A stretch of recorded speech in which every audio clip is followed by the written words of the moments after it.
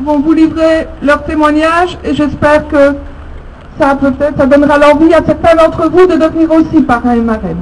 Donc Jean-Louis. Bonjour.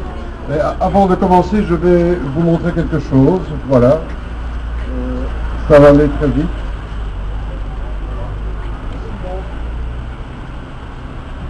Voilà, c'est un bateau, en fait, un petit bateau qui a été fait en...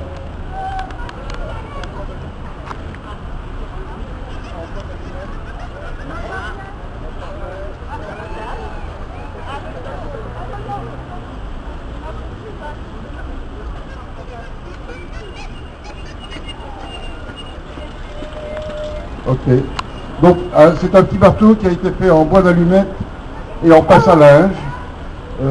Et alors, pourquoi je vous montre ceci? C'est parce que c'est un cadeau que m'a fait un détenu de Vautème après que je l'ai visité pendant 5-6 fois, la 6e fois.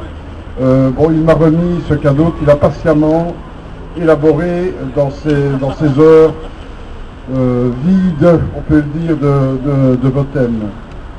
Alors, tout cela pour dire que, évidemment, ce n'est pas quelque chose que l'on attend quand on visite les détenus de Vautème, un cadeau, absolument pas, évidemment, mais ce genre de geste vraiment, qui m'a vraiment touché au plus profond, ça montre une chose, c'est que bien souvent, quand on va à Vautème et qu'on discute avec les détenus, il y a un échange qui peut se créer.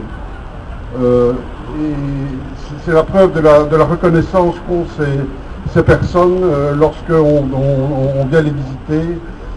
C'est la preuve que le travail qu'on fait, aussi petit et aussi peu, disons, engageant qu'il soit, disons que ça, on a l'impression qu'on fait quand même quelque chose de valable et d'utile. Alors évidemment, le mieux, c'est que les réfugiés, on les voit le moins souvent, dans la mesure où, évidemment, ils sont libérés, bien entendu, parce qu'il arrive, et ça c'est un peu déprimant, qu'on visite un réfugié, un sans-papier, un détenu une seule fois, et qu'on nous dise après, il est parti parce qu'il a été expulsé. Et ça c'est toujours des moments un petit peu difficiles. Le bateau, évidemment, bon, ça symbolise aussi la fuite, ça fait penser aux images un peu tristes, même très tristes, que l'on voit à la télévision, de bateaux remplis de personnes qui veulent fuir. Et bon, il y a évidemment des liens à faire avec tout ça. Une autre expérience que l'on peut faire en étant parrain, c'est l'entrée à Vautème, c'est de rentrer à Vautème, même de rentrer dans le centre, de passer par les sas, par les contrôles, déposer ses objets personnels et voir un petit peu comment les lieux se présentent, et bien s'apercevoir que bon, on n'est pas dans un centre de vacances ni dans un centre ouvert. Voilà, je pense que j'ai dit un peu mon sentiment par rapport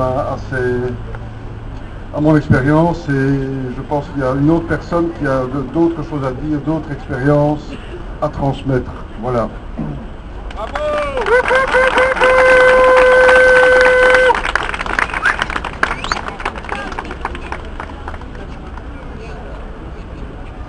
Je voulais juste donner quelques informations pratiques sur le parrainage d'après mon expérience. Donc c'est avant tout un soutien moral à des personnes en situation très difficile et qui souvent font preuve d'un courage extraordinaire, je trouve. La plupart ont un avocat, donc il ne faut pas avoir des connaissances juridiques pour faire du parrainage. Et si on se pose des questions au point de vue juridique, on peut avoir l'aide très efficace de l'association Point d'appui.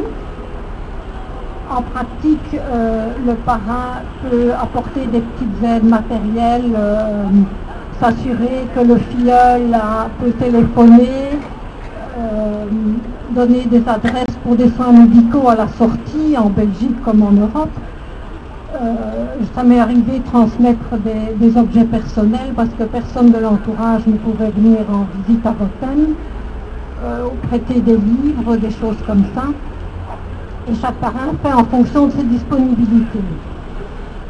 Moi, je trouve que le rôle des parrains, c'est quelque chose d'important parce que je crois que j'ai l'impression de tout le monde, les centres fermés, c'est une réalité occultée, hors du monde. Et donc, il y a un risque que les droits humains ne soient pas toujours respectés. Et c'est important qu'il y ait suffisamment de personnes de l'extérieur qui viennent voir ce qui se passe à l'intérieur. Donc, à la mort de Semira Adamou, moi j'ai eu honte d'être belge. Et je me suis dit, on ne peut pas toujours s'indigner, il faut aussi s'engager. Voilà une expérience et on peut en rediscuter.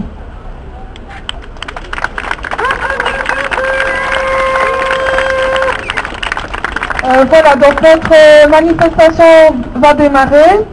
Avant ça, deux petites précisions. D'abord, excusez la personne, donc Youssef, qui devait parler pour l'OSP, l'organisation des sans-papiers, qui a été retenue pour raison familiale et qui n'est donc pas là. Et deuxièmement, c'est un appel, je ne sais pas s'il y a dans la manifestation l'un ou l'autre germanophone.